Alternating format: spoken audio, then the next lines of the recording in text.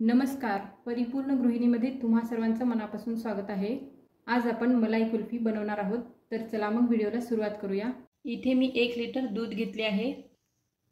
एका कढईमध्ये आपण दूध काढून घेऊ।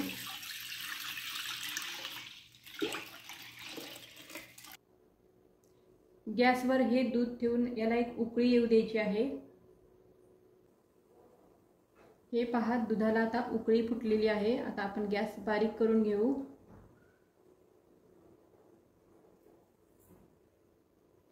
आणि गॅस बारीक ठेवून आपण हे दूध आटवून घ्यायचं आहे। सर्व बाजूने याला फिरवून घ्यायचं आहे।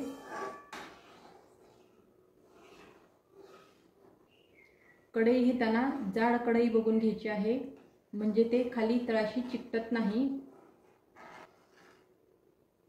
एक 7 ते 8 मिनिट आपण गॅसवर असेच हे दूध ठेवून थोडंसं आटवून घेणार आहोत। हे पहा, दूध आता थोडंसं आटलेलं आहे। तर इथे मी पाव वाटी साखर घेतली आहे, तर हे टाकूया। काजू, बदाम, पिस्ता याचे मी इथे काप घेतले आहे, हे देखील यामध्ये टाकून घेऊया।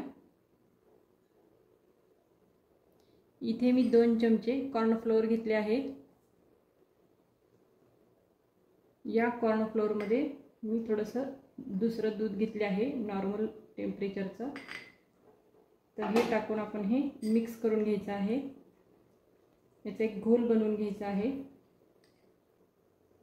जे आपण कॉर्नफ्लोअरचं दूध बनवून घेतलेलं होतं ते यामध्ये थोडे थोडे करून आपण हे यामध्ये मिक्स करून घ्यायचं आहे।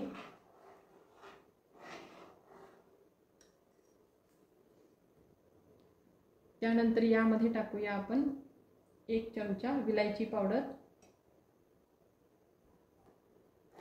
विलायची पावडरमुळे या कुल्फीला छान असा फ्लेवर येतो। यामध्ये जे आपण कॉर्नफ्लोअर घातलेला आहे त्यामुळे हे दूध छान घट्टसर तर होतेच, पण जेव्हा कुल्फी बनते तेव्हा त्याचं क्रिस्टलायझेशन देखील होत नाही आणि या दुधाला आपण छान असं घट्टसर बनवून घेऊ।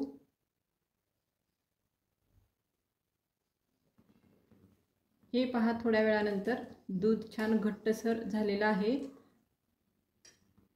तर या वेळेला आता आपण गॅस बंद करून घेऊ। हे दूध नॉर्मल टेम्परेचरला येईपर्यंत आपण असेच ठेवणार आहोत। आता हे थंड झालेलं आहे। इथे मी कुल्फीचा साचा घेतले आहे। हे घट्ट दुधाचं जे मिश्रण आहे ते या साच्यामध्ये आपण भरूया।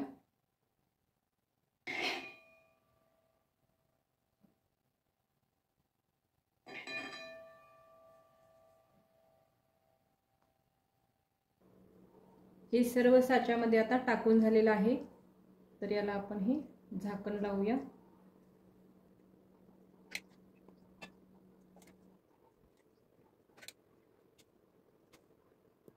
याला आपल्याला फ्रीजरमध्ये रात्रभर किंवा 12 ते 14 तासांसाठी ठेवायचं आहे।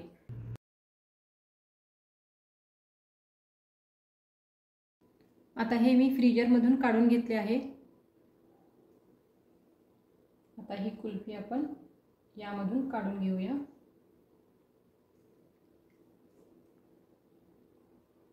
हे पहा,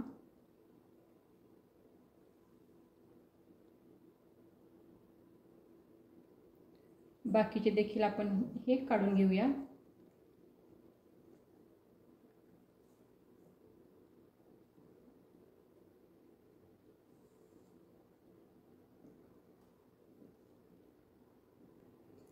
हे पहा, कुल्फी बनून तयार आहे। यावर थोडेसे आपण पिस्ता टाकूया। व्हिडिओ पाहिल्याबद्दल धन्यवाद।